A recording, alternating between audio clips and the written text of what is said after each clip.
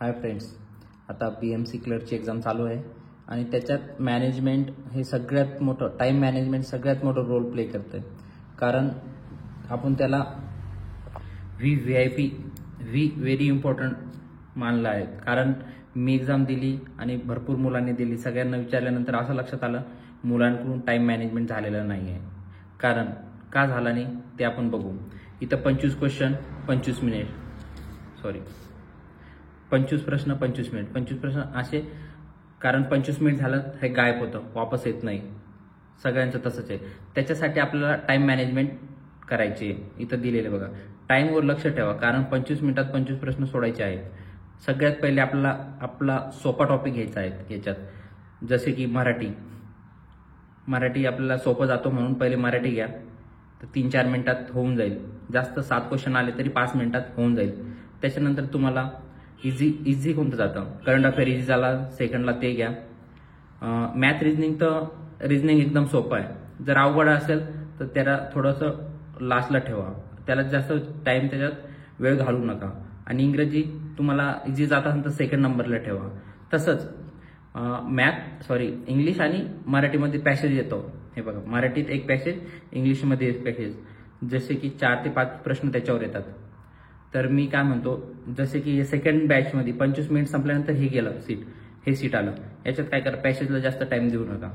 कारण हे खूप वेळ खाऊ आहे. तुम्ही सगळ्यात पहिले मराठी सोडवा याच्यात, ठीक आहे. त्याच्यानंतर GK, मॅथ आणि रिझनिंग तर इझी आहे. कारण ते पण 5 मिनिटात 5 क्वेश्चन कव्हर होतात. आणि 25 मिनिटात आपल्याला हे सर्व करायचे. एक आपण हे एक्झाम्पल मराठी सोडलं, इथं टाइम बघायचा किती मिनिटात सोडलं, 5 मिनिटात. चला ठीक आहे. मग मॅथ सोडलं, किती मिनिटं उरले, 10 मिनिटं. 10 मिनिटात तुम्हाला कव्हर करायचं बाकीचं. तसंच त्याच्यानंतर मराठीचा पॅसेज आला, इथं मराठी, याच्यात इंग्लिशचा आला. त्याच्यानंतर चुकून इथं झालं, इथं मराठीचं येईल. एक सोबत येत नाही पॅसेज, त्याच्यासाठी याला लास्टला ठेवा. मॅथ सोडून घ्या, GK सोडून घ्या, इंग्लिश हे शेवटला सोडा. कारण कधी कधी हे इझी असल्यामुळे 10 मिनिटं आपल्याला पॅसेजला भेटतात. 10 मिनिटं सफिशियंट आहे. कारण मी एक्झाम दिली, मला 10 मिनिटं भेटलं ते पॅसेजसाठी. मग आपण त्याच्यात थोडंसं लॉजिक लावून आणि वाचायला टाइम भेटतो. त्याच्यासाठी टाइम मॅनेजमेंट करा तुम्ही, तरच तुमचं पूर्ण पेपर सॉल्व्ह होईल. नाहीतर मुलांचे हर 2-2, 3-3, 4-4 असे क्वेश्चन राहिलेले आहेत. तुम्ही विचारा मित्राला कोणाला पण. त्याच्यामुळे टाइम मॅनेजमेंट करा. इझी सब्जेक्ट पहिले घ्या, हार्ड लास्टला ठेवा. आणि ते पण टाईमवर लक्ष ठेवा. तिथं टाइम असतो. 5 मिनिटं वाचले, एक्झाम्पल तुमचे 2 राहिले, त्याच्यातून जे इझी ते सोडवा. आणि नंतर तर आपल्याला माहिती आहे आपण काय करतो ते.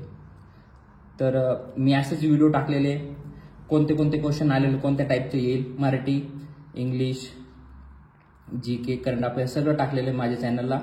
तर तुम्ही प्लीज चॅनलला सबस्क्राईब करा आणि बेल आयकनला दाबा. कारण तुम्हाला नवीन व्हिडिओ भेटत राहील.